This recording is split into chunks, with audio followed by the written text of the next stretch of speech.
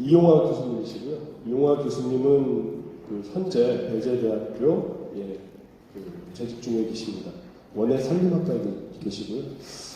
서울대에서 2003년에 학사, 2006년에 석사, 2014년에 박사를 마치시고 국립수목원의 박사후 연구원, 고려대에서 연구교수, 현재 배재대에서 근무를 하고 계십니다. 오늘 발표할 내용은 화면과 같이 자생식물에 대한 연구고요.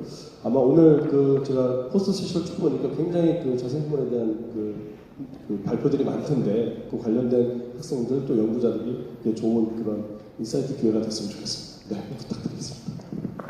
네, 안녕하십니까. 배재대학교의 이용화입니다. 저는 가생식물의 보존과 활용을 위한 종자휴면 연구라는 제목으로 좀 준비를 하고요. 제가 이 연구 분야에 대해서는 제가 학생 때부터 공동 연구, 지금도 같이 연구하고 있는 안동대학교의 이승현 교수님의 자료를 같이 좀 공유하여서 좀 준비를 했습니다. 제가 이 발표를 좀 의뢰를 받았을 때 이제 대학원에서 지금 연구를 이제 시작하는 학생들도 있기 때문에 좀 도움이 되는 내용을 하면 좋겠다라는 그런 이야기 좀 들었습니다. 그래서 제가 지금 전반적으로 하고 있는 연구에 대한 내용을 좀 쉽게 말씀을 좀 드리고요. 편안한 마음으로 들어주시면 감사하겠습니다.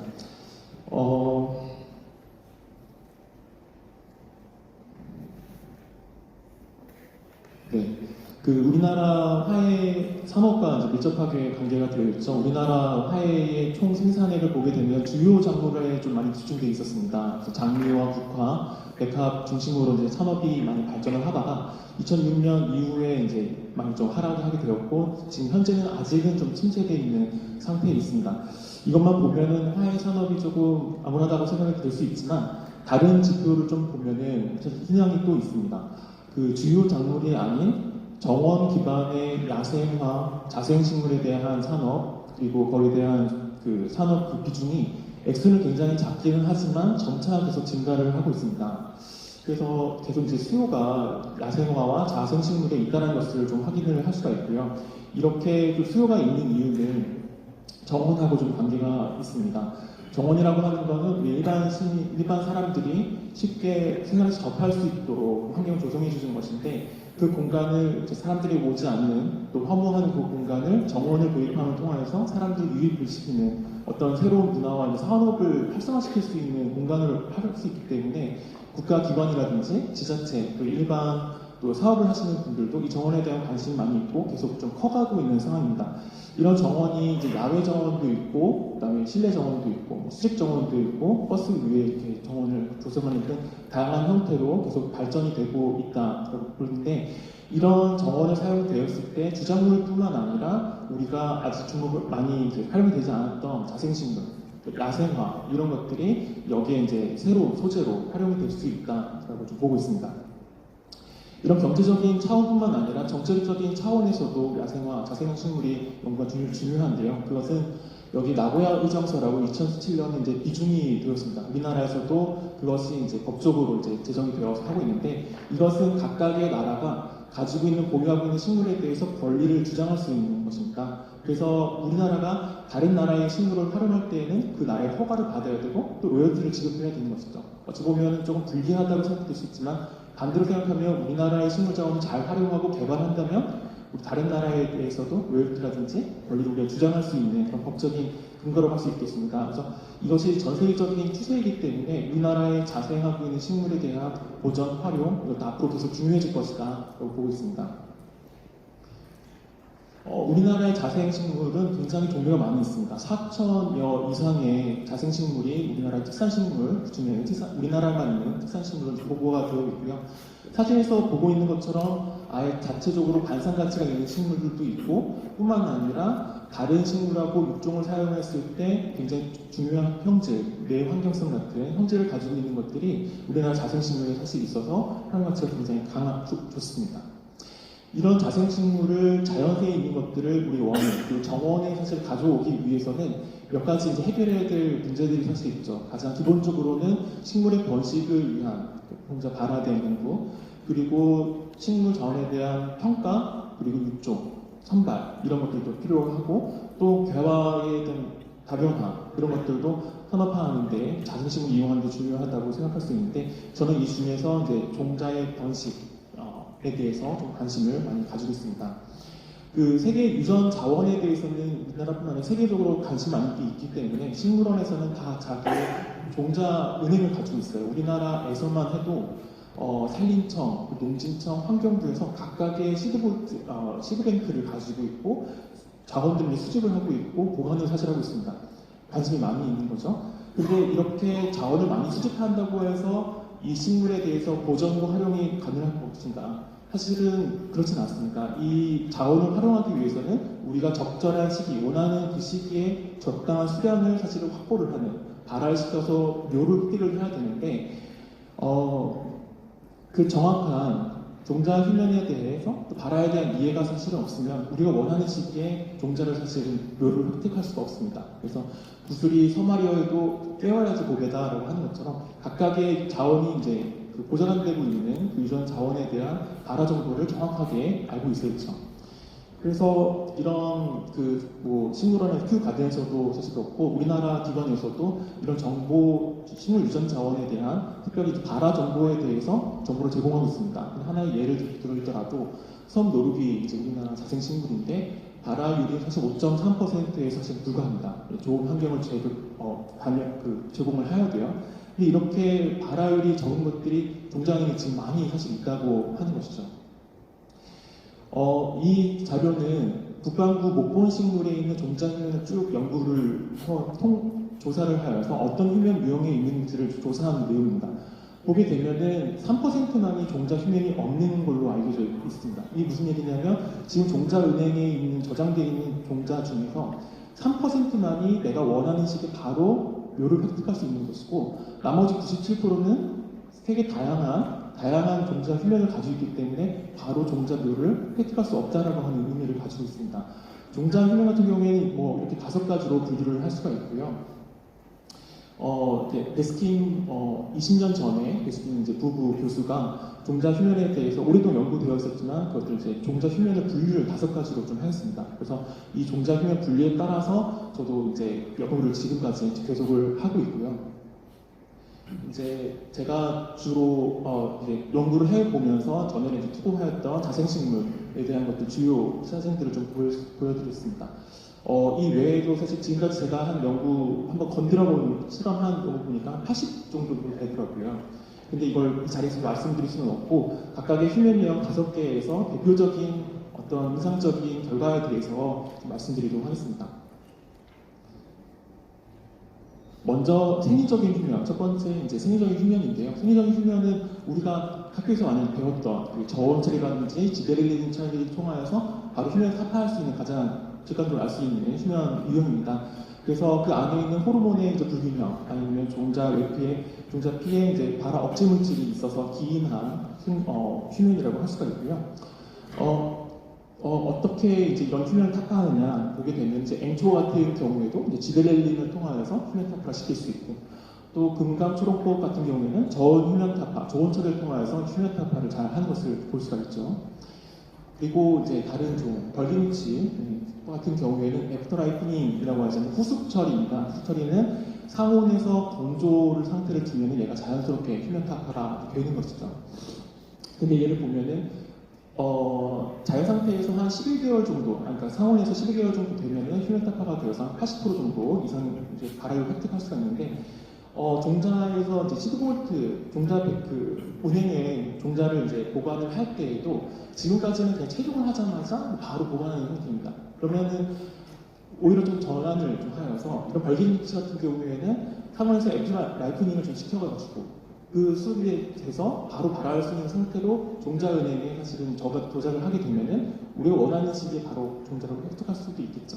그래서 그런 종자 뱅크에 넣을 때에도 이런 휴면을 고려한 저장 방법들이 앞으로도 좀 고려가 되어야 된다고 생각을 하고 있습니다. 지금은 그냥 최종한 즉시 정선하여서 보관을 하고 있는 형태로 이해를 하고 알고 있습니다. 제가 이제 연구했던 생리적 휴면을 가지고 있는 종자 중에서도 비올라소, 제비꽃 속에 있는 식물이 좀 있었습니다. 2가지 종을 좀 보여드리고 싶은데요. 하나는 이제 제비꽃, 그리고 이제 이거는 이제 알비노타입처럼 잎이 하얗게 보이는 남산 제비꽃입니다. 그래서 이제 이 그래프는 발화율의 세계의 온도, 다양한 온도에서 조건에서 이제 발화율을 본 것인데요. 바라가 제비꽃 같은 경우에는 여기가 주체합니다. 사주를 기준으로 해서 바라가 잘 되는 것을 볼 수가 있습니다. 사주가 좀 중요한 이유는 생인적 휴면이 있는 것과 없는 것의 이제 기준을 사주로 많이 보고 있습니다. 그래서 제비꽃은 사주 넘겨서도까지 좀 바라를 하지만 휴면이 좀 없는 걸로 보고요. 남산 제비꽃 같은 경우에는 얘가 사주 이상이어도 바라가 잘 되지 않는 좀 어떤 휴면을 가지고 있다라고 하는 것을 말씀드렸었는데 이걸 제가 2018년에 학회에서 발표한 적이 있었어요. 그래서 했는데 자장으로 계신 김현승 교수님께서 이 보시더니 질문을 하셨어요. 이 종자 같은 경우에는 제가 4, 5년 동안에 종자은행에서 보관되어 있던 종자를 가지고서 실험을 한 거였거든요. 근데 그걸 말씀하시면서 이거 종자 저장이 되면서 종자 휴면성이 좀 바뀌어진 거 아닐 수 있나 라는 질문을 하셨어요.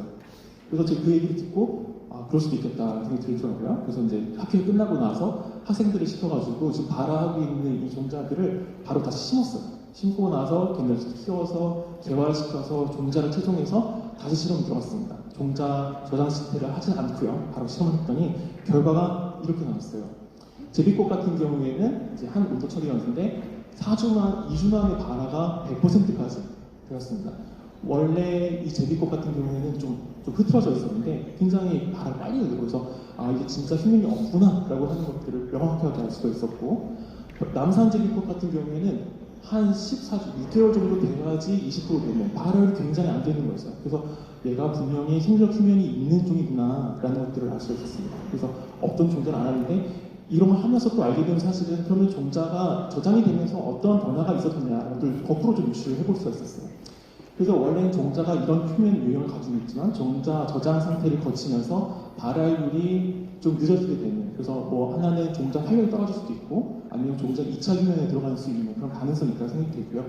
두 번째 남산 제비꽃 같은 경우에 오히려 저장이 되었을 때 발화가 더 잘 됐어요. 더 앞당겨졌어요. 이거는 뭐냐면 저장 상태를 거치면서 종자 휴면의 억제력이 약해진 것이죠. 보통 ABA가 저 억제를 하는 건데 저장 기간 동안에서 그 억제 능력이 떨어진 것으로 볼 수가 있습니다. 그래서 오히려 그런 학회에서 그런 코멘트를 사실 듣는 것들이 굉장히 연구에 큰 도움이 됐습니다. 그래서 여기 대학원 연구하시는 분들도 학회에서 열심히 발표하시고 코멘트를 들으시면 좋은 연구를 하실 수 있을 것 같아요. 그리고 두 번째 이제 다른 휴면, 남산 제비꽃 같은 경우 발효율이 굉장히 낮았지만 그 저온 처리라든지 지배를 통해서 100% 발효율을 높일 수가 있었습니다. 간단한 생리적 휴면을 가지고 있었던 종이었어요. 그리고 두 번째 이제 물리적 휴면에 대해서 물리적 휴면은 종피가 이제 물투성이죠. 물을 흡수하지 못하기 때문에 나타나는 종자 휴면 타입이고요. 종피의 파상 처리, 물이 흡수가 될 수 있도록 황산이라든지 고온이라든지 물리적인 깎는 것을 통하여서 휴면을 타파할 수가 있습니다. 이제 연구했던 뱃살이었었는데 이거는 이제 사료작물로 사용되는 홍과식물입니다. 홍과식물 이 물 흡수성을 좀 보게 되면은 파상 처리를 하지 않으면은 물이 거의 흡수하지 않지만 황산으로 처리를 하게 되면은 얘가 5분 만에 그냥 물을 흡수를 하고요. 하루 만에 발화가 됩니다. 얘 같은 경우에 한 3개월 걸려도 처리를 하지만 발화를 안 하는데 얘는 파상 처리를 하게 하면은 바로 다음날 발화가 시작되는 이제 그런 그 특성을 가지고 있었습니다. 이거는 이제 황산의 적절한 시간인 거죠. 그래서 1시간, 2시간 정도 처리를 하면은 처리하지 않으면 한 3개월 이상이 되어도 한 10% 미만이지만 1시간, 2시간 황산 처리만 하면은 100% 한 2주 만에 발화를 획득하는 것을 알 수 있습니다. 이런 물리적인 휴면을 사실 생각해보면은 종이 자기를 보존하기 위해서 좀 불리한 현상이라고 생각할 수 있어요. 발화가 바로 안 되기 때문에 사실은 그렇지 않습니다. 종자가 물리적 휴면을 가지고 있는 것은 고도의 자기의 생존 전략이라고 할 수가 있는데요. 이게 산불적입니다. 보통 산이 이렇게 우거져 있으면은 굉장히 빛이 약하기 때문에 이 식생 아래에서는 식물이 거의 자라지를 못하고 굉장히 단순해요. 오히려 이때는 자기가 발화를 하지 않고 휴면 상태에 있는 게 굉장히 좋죠. 그래서 이런 물리적 휴면이 있는 애들은 이때 휴면 상태를 가지고 있다가 이렇게 산불이라든지 나게 되면은 얘네들이 그 물리적인 휴면이 타파가 됩니다. 껍질이 이제 까지게 되면서 위에 있는 덮고 있는 식생이 이제 사라지게 되니까 빛이 굉장히 잘 투과가 되는 식물이 잘 살 수 있는 그런 환경을 제공해 줄 수가 있는 거죠. 그래서 이렇게 바로 다른 식물들이 무정하기 전에 뱃살 같은 경우는 하루 만에 이제 발화가 시작되기 때문에 이런 불난 지역에서는 바로 불이 나서 이제 나오는 파이어 스피시스라고 하는 그런 종이라도 얘기를 할 수 있습니다. 그래서 그런 생존 전략을 가지고 있고요. 이게 물리적 휴면을 가지고 있는 종자 중에서도 휴면 타파가 물리적으로 그걸 물 흡수시켜도 발화가 되지 않는 그런 또 식물 종도 있습니다. 조합 휴면이라고 할 수가 있는데요. 모감주 나무에서 이제 연구를 한 겁니다. 얘가 이제 물리적 휴면 타파를 하면 이 꼭지 부분에 이 옆에 있는 부분에서 이제 틈이 생기면서 이 틈으로 이제 물이 흡수가 됩니다. 물리적 휴면 타파가 됐지만 이 상태에서 발화를 하지는 않고요. 여기서 겨울에 저온을 받아야지만 발화를 하는 그 특성을 가지고 있습니다. 또 다른 이제 생리적 휴면 유형이라고 할 수가 있겠죠. 그래서 얘 같은 경우에는 저온 처리를 하든지 황산 처리를만 하면은 단독으로 하면 발화가 절대 되지는 않고요. 얘네들을 뜨거운 물이라든지 아니면 황산 처리를 한 이후에 저온에서 5도에서 한 2주, 8주 정도, 2달 정도만 처리를 하면은 발화를 굉장히 올라가게 하는 그런 조합 휴면을 가지고 있습니다. 그리고 다음 휴면은 그 형태적 휴면이라고 하여서요. 얘 같은 경우에는 배가 미성숙 배에 있는 상태에 있는 휴면을 얘기합니다. 그래서 배가 처음에 채정했을 때 식물체가 자랄 수 있는 배가 굉장히 미성숙 상태이고 발화를 할 때 이제 얘가 신장을 하게 되는데 얘는 한 달 만에 그냥 발화를 합니다. 한 달 만에 그 배가 막 자라게 되면서 발화를 하게 되죠. 대표적으로는 동방할미꽃, 매발톱꽃이 사실 그렇습니다. 얘는 한 달 이내에 발화를 하게 되는데 사실 우리가 밖에서 보면은 배가 자라는 게 거의 보이지 않고 종자가 있기 때문에 무슨 변화가 있는지는 알지 못해요. 그리고 한 달 만에 발화가 되기 때문에 얘가 무슨 종자의 휴면이라고 할 수 있나라고 사실 생각을 할 수가 있는데 이 종자의 휴면과 이 형태적 휴면만 보면 볼 수 있지만 이 형태적 휴면 그리고 좀 전에 말씀드렸던 생리적 휴면 그 두 가지 복합된 휴면 타입이 또 있거든요. 이 형태 생리적 휴면인데 이 형태 생리적 휴면을 들어가게 되면은 단순하게 생리적 휴면이 가지고 있는 종자와는 많이 다르게 굉장히 복잡하고 어려운 휴면을 들어가게 됩니다. 그런 것들을 생각하게 됐을 때 이 형태적 휴면도 상당히 휴면의 유형이라고 판단을 할 수 있다고 생각이 듭니다. 그래서 복잡한 형태 생리적 휴면 같은 경우에는 얘는 고온층적 처리, 저온층적 처리 또는 두 가지를 함께 요구하기도 하고요. 굉장히 복잡합니다. 그리고 수년이 걸릴 수도 있어요. 네. 연구했던 이생 교수와 함께 연구했던 그 MPD 타입, 형태 생리적 휴면을 가지고 있는 주요 식물들입니다. 관상 가치가 굉장히 좋은 있는 식물들인데 다 얘가 복잡한 휴면 타입을 가지고 있어요. 원하는 식의 바로 묘를 얻을 수가 사실 없는 거죠.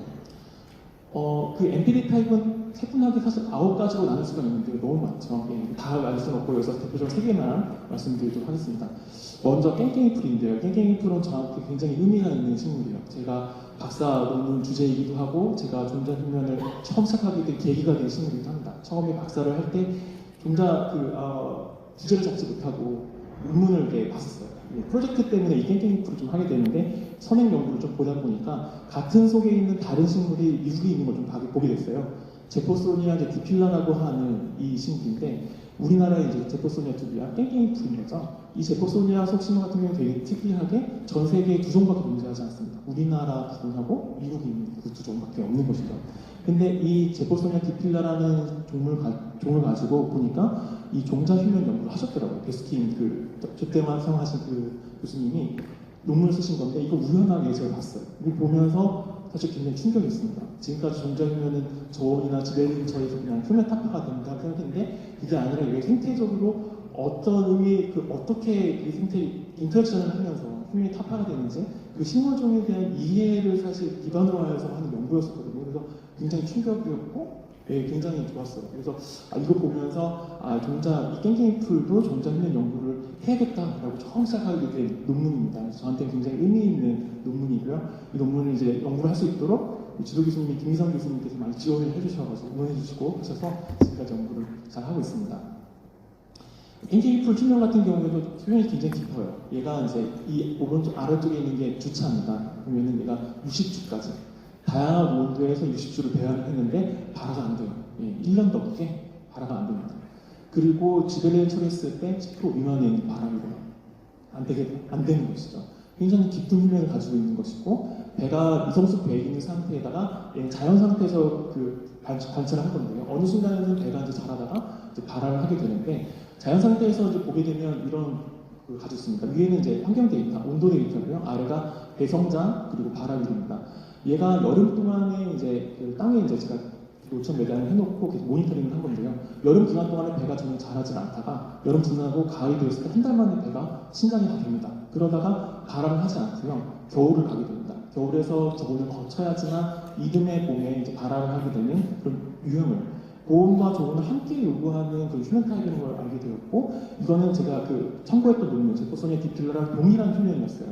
그래서 여기서 얘기하고 있는 거는 원래 얘가 대륙이 하나였을 때 한 종이다가 대륙이 나눠지면서 두 가지 종으로 나눠지게 되었고 꽃의 색깔이나 잎의 모양은 많이 변하게 됐지만 고유에 있는 종자 휴면은 고유하게 가지고 있다라고 하는 원래 얘가 한 종이었다라고 하는 어느 하나의 증거로서 얘기할 수 있게 된 것이었습니다. 이렇게 종자휴면 연구를 하다 보면 우리나라뿐만 아니라 다른 나라에 있는 다른 지역에 있는 식물에 비교 연구를 하기 때문에 굉장히 재미가 있습니다. 얘는 이제 큰 연령초 다른 엠피리 타입인데요. 얘는 땡땡이프보다 더 심각하게 훈련이 어려워요. 얘는 3년째 이렇게 발화를 합니다. 그러니까 이거는 이제 이승현 교수가 이제 연구를 사실 한 건데요.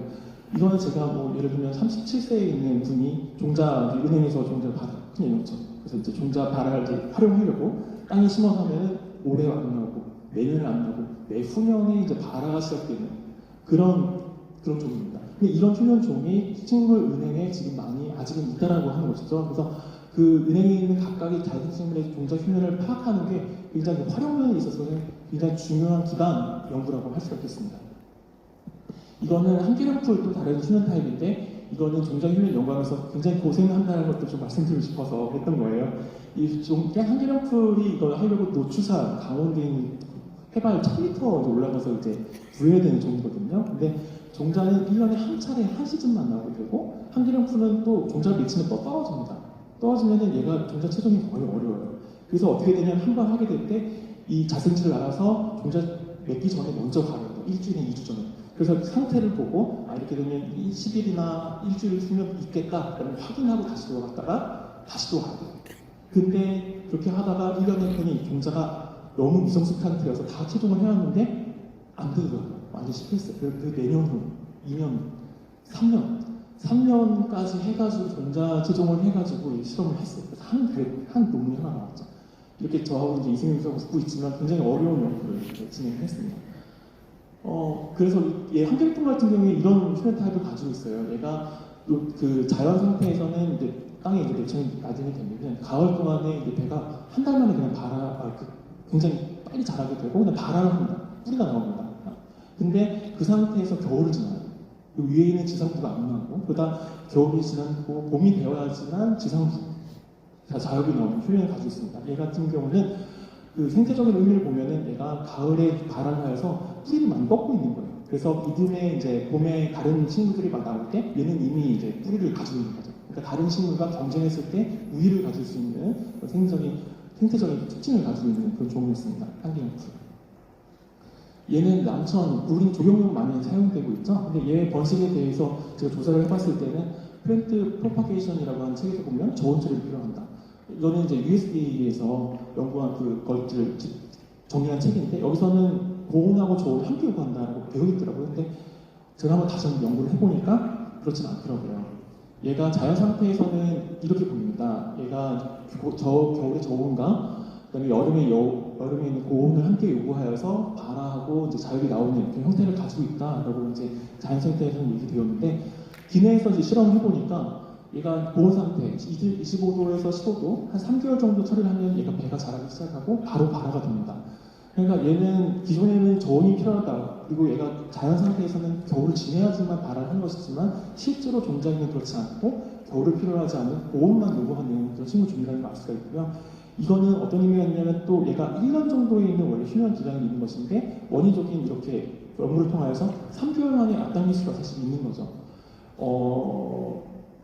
네, 그래서 이게 원예에서 이 생태나 이런 분들은 사실 원예 앞당기는 거에 큰 관심은 사실 없지만 우리 원예 분야에서는 이렇게 우리가 원하는 시기에 원하는 수련을 얻기 위해서 이렇게 앞당기는 그런 연구들이 함께 필요하다고 생각됩니다. 네, 정리를 하게 되면은 식물의 이제 보존에 대해서 이런 BGCI라고 하는 세계 식물원 기구입니다. 근데 거기서 얘기하고 있는 보존에 대해서 얘기를 할 때 이렇게 과를 이제 세 개를 나누게 되는데 리서치, 그다음에 홀티컬처, 에듀케이션. 원래 식물원의 기능이 유전 자원을 확보하고 분석하고 뭐 그런 하는 것인데 그런 것들을 그냥 리서치 그룹에 묻고 아예 홀티컬처 그룹, 원예를 아예 한 그룹을 두고 있어요. 그래서 프로파게이션에 대한 방법 그리고 얘를 어떻게 재배할 것이냐 도입했을 때 그런 기술을 아예 한 파트로 하고 있거든요. 그래서 원래는 우리가 식물에 대한 보존에 대해서는 이 원예 분야가 아주 많이 관여하지 않았지만 앞으로는 계속 우리가 원예 분야가 관여를 해야 될 분야라고 생각이 됩니다. 앞으로는 연구는 계속 종자 훈련에 대한 연구를 뭐 깊이 더 들어가긴 하겠지만 또 우리나라 4천여 종이 있기 때문에 계속 연구를 할 것이고 저뿐만 아니라 사실 뭐 조주성 교수님이나 다른 뭐 국립수목원에서도 종자 훈련 연구를 같이 하고 있습니다. 그래서 저희도 같이 그 종자 훈련 정보를 제공할 수 있도록 앞으로도 계속 열심히 연구하도록 하겠습니다. 예, 감사합니다.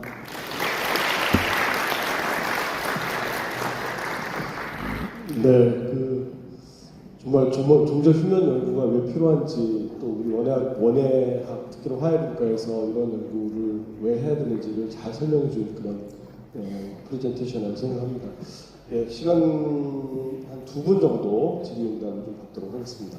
네, 코멘트도 괜찮고 네. 아니면 같이 코업을 많이 하셨던 이승윤 교수님이 잠깐 하나 코멘트를 좀 문제 없었습니까 슬라이드에? 괜찮으십니까? 네. 네, 임경 교수님. 네. 마이크를 사용해 주시기 바랍니다.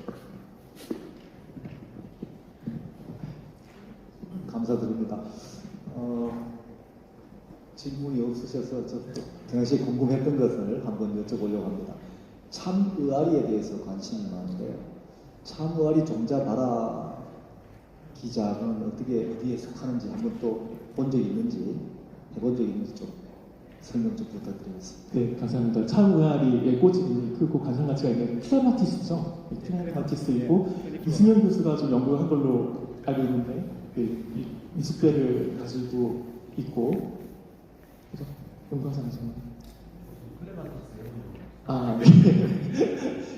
미숫배를 알고 가지고 있습니다. NPD 타입으로 알고 있습니다. 그러니까 종자 훈련 복잡한 그러니까 1년 가까이 이제 적당한 훈련이 아니면 이제 발화가 되지 않는 관상 가치가 있어서 연구를 해야 될 것 같습니다. 네. 네, 혹시 또 오늘 집에 가면 잠 못 잘 만한 그런 질문을 갖고 가지 마시고 질문해 주시면 좋을 것 같습니다. 네, 좀 이제 시간이 많이 돼서 좀 쉬시고 싶으신 것 같습니다. 오늘 귀한 말씀 해주신 유영환 교수님께 다시 한번 박수.